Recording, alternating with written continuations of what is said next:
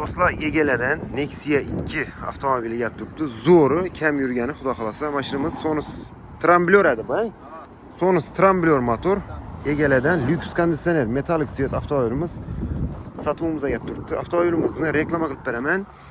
Ege'nin nömrini qoldirib beraman. Özler bilan savdolashib olaverasizlar. 2008-yil ishlab chiqarilgan Sonus Tramblor motor Nexia 2 metalik siyat. Kraskasi Şurada petnası var. Şunun petna.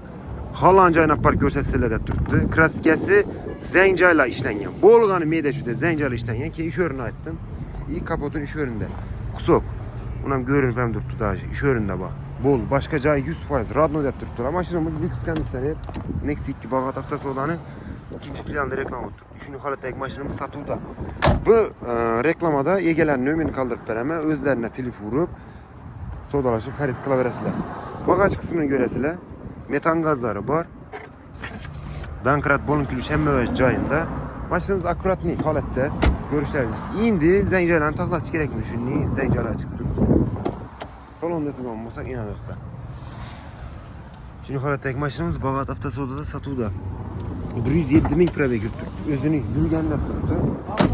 Ha, hozir egalardan gap turibdi bu. Sroshka sotiladi. 45 ta turibdi. 45 milyon aytılıb turibdi. Üstünde yine gelişip beraman deb turibdi. Sonus Tramblor motor.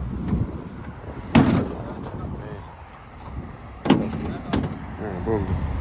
Shuni holatdagi mashinamiz Bag'at avtosavdoni ikkinchi filialida reklama turibdi. Narxi 45 milyon so'm aytib turibdi. Ustida gelishtirib beraman deb turibdi egalari. Kimga narx ma'qul bo'lsa, kelib xarid qilaverasizlar do'stlar. Shuni sotadigan mashinalarimiz bo'lsa tavsiya etaman. Ikkasingizda zo'r qilib reklama qilib savdo qilib beramiz. Savdo zo'r. Klientlarga ko'rishingiz mumkin. Ochiq ko'rsatib, realniy savdo qilib o'tiribmiz xudo xolasa. Bu yerda Damazimiz sotildi. Aksiyaga qo'ygan Damazimiz naqd pula 64 milyon. 2020-yil Damaz sotib berdik hozir. Kelaverasizlar. Kutamiz, tavsiya etamiz, rahmat.